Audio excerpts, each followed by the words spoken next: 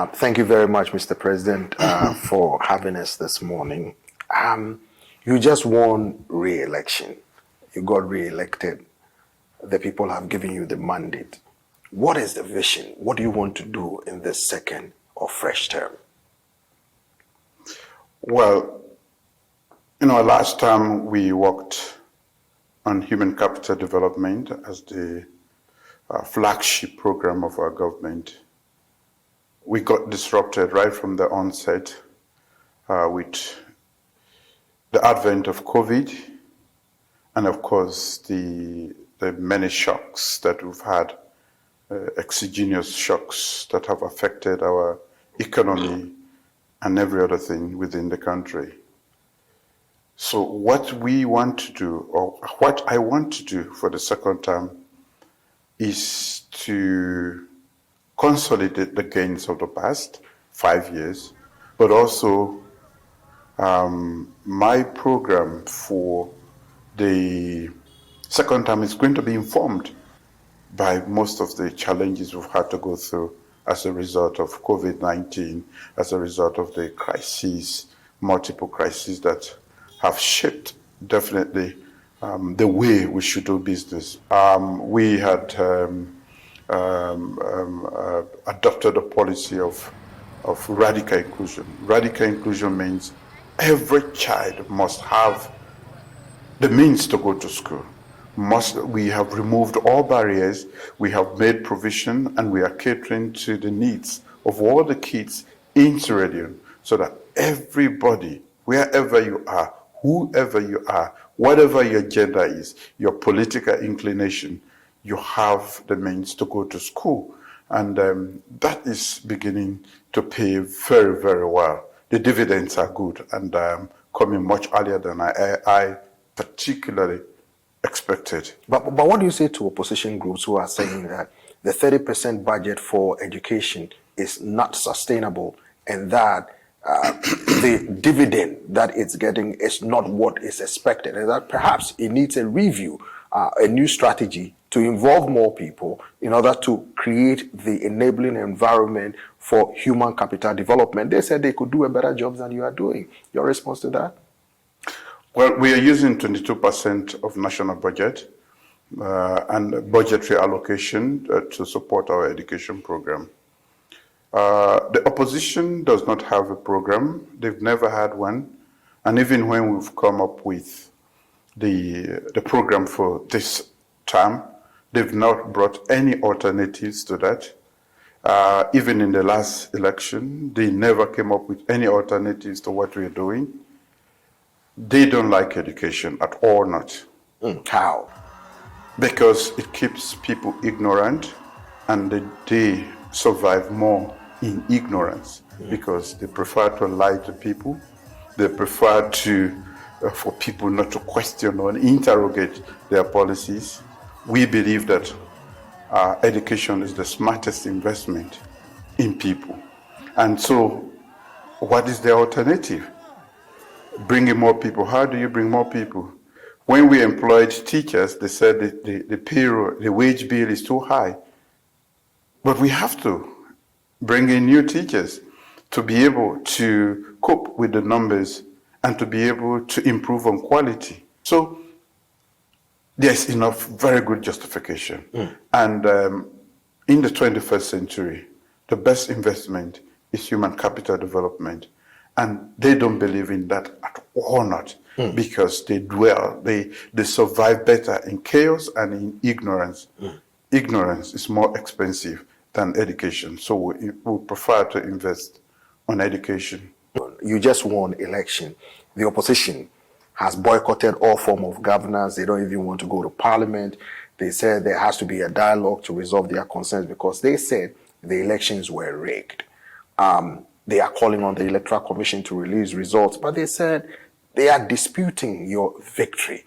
Now, as somebody who was declared the winner of the just recent elections, what is your response to their criticisms that no, the elections were rigged, to make sure that you retain or come back to power? You have been sworn in as the president of Sierra Leone, but they are still disputing your victory. Your response to that? The authority mandated by our Constitution is the National Electoral Commission that declares the election victory. That has always been the case. And they are asking for a different thing today. They believe that the international community should come and declare who has won the election. The election was conducted in a free, fair, and transparent manner. But elections everywhere have never been without disputes. These are highly contentious issues everywhere in the world, including in the United States here. So if we have any problem, we all know that the courts are the best place to go. They have refused to go to the court because they don't have no locus. They don't have anything to present to the courts. Why are they going elsewhere and talking? Go to the courts. That was what I did when they said I lost the election. They rigged the 2012 election. Counting was still ongoing when they declared the election. And when we asked them, they said, go to the police. We have not rigged the election. It was declared. I was declared the winner. And we were expecting that if they are living in a rules-based society like ours, where the rule of law is definitely the way to go, they should have gone to the courts, but they have refused to go to the courts. Every party had a representation at all the polling stations. They have compiled the result, that is the Electoral Commission. You have your results. It was all signed off at every polling center and station. So what you are asking for, you have already. But because you know it cannot stand in the court, it's not admissible in a court of law, it's not even there. That's why they are refusing to go to court. They would rather prefer to create chaos. They have already informed their supporters that there is going to be an election, another election. Going back to the previous point which I made, they prefer to keep them ignorant so that they can fool them all the time. But you cannot fool all the people all the time. So our own people do understand what is happening. And I know that I worked very hard on this election. Well before the election, all the polls were in support of my victory, at least for nothing less than 60%. I have accepted, if that is what the ECSL says, the 56%. Before, we all knew, even they themselves admitted that they had no chance. They did not campaign in the first place. They did not have regalia to go out. They did not have a plan. They did not have a message. They never went out. How do you win election? By rigging, which they tried to do quite a lot and lost, and that is why they are doing this. In a democracy, we have freedom of association, freedom of speech. Parliament is open. They have a right for those who have won to go to parliament. You talked about freedom of speech. Some of the criticisms they've leveled against you is that last year there was a protest that your government said was or appeared to be a calculated attempt to overthrow your government. They said you are using that as a pretext to clamp down on their free speech, their assembly, and they attempted to organize a protest recently, and that you sent out the ability to intimidate them, threatening to arrest them. How do you respond to these criticisms, Mr. President? The opposition? Yes. The opposition said they had nothing to do with the protests. They did not want to be their name to be called in that protest. But we know that because they cannot get the people out for genuine reasons to support their own claim that they won this election, they would rather prefer to work from the back. They have worked very hard to mobilize people. The last protest, they called it protest. When they came out, as I've always said, anarchy terrorism is their tactic. And they killed 5 policemen in less than a day, and which led to serious challenges. They looted and they were going for the seat of power. That is not protest.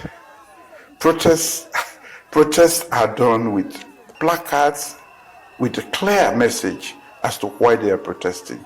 They had pistols and guns, they had machetes and the other implements to hack people to death. That is how they killed 6 policemen. You cannot call that a protest. But they still hide behind that. We are saying if you want to protest, they are clearly laid out rules, and go through that. And we know that you are in charge of the protest.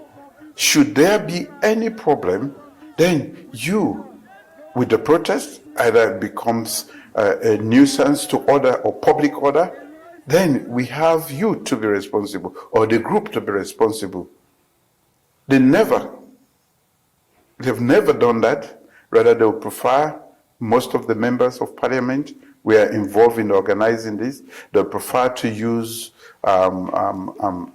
criminal gangs to come out and to instill fear. That's why I say they are using more of terrorist tactics than actually protesting. Mr. President, you just assembled cabinet ministers. You had female, a percentage of female young men and women that you got into your administration. Some are 40 years or younger.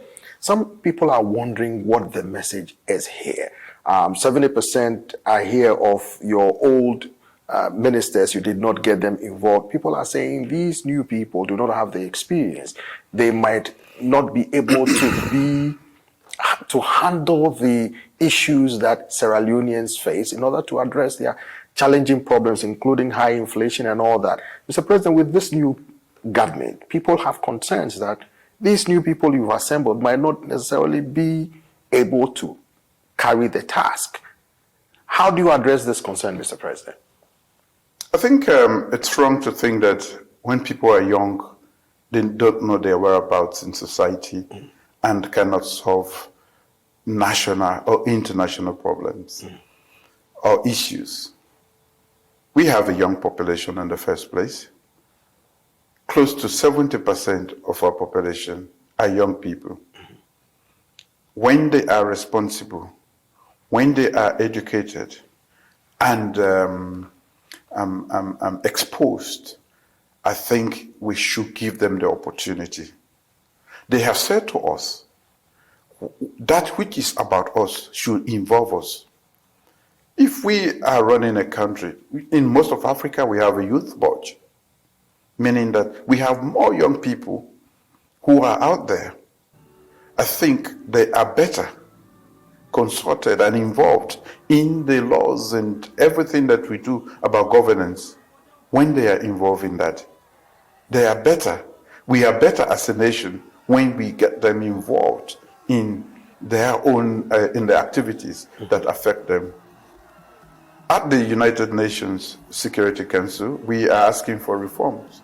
The whole of Africa, that we should be represented to discuss, because most of the 70% of the issues that go to the United Nations Security Council are about Africa. And that's why we have the common African position that we should be involved in this body. We should be represented so that we can have a say in what is said about us or the decisions that are made about us. The youth are saying the same thing. I am hearing that. And that is why I believe that the young people should be represented. But quite apart from that, looking at the politics of Sierra Leone, I was only in my 20s and I had just come out of high school when I joined the military. When I was at the helm, the major decisions I made today still reverberate in that. We are still, the decisions I made about peace, about democracy, still inform the trajectory the Sierra Leone is moving on. I I was younger than almost all of the people I've appointed. I was not as educated as they are. And yet, the patriotism in me made me take decisions. I said there will be peace, and they said it's not possible. I was going to engage the rebel leader. They said he's nowhere to be seen, and it was there were so many stories about. I went in to the bush and I got him. And today we are a peaceful nation. I said there will be peace, and there was peace. And I said there will be democracy. Nearly after 40 years, I conducted the first democratically elected election in nearly 30 years. I was still in my late 20s. So, to say that young people do not make smart decisions or cannot make decisions that positively impact, I don't hold that to be true. I am a testament to that. Thank you very much, Mr. President. Thank you. Thank you. Thank you.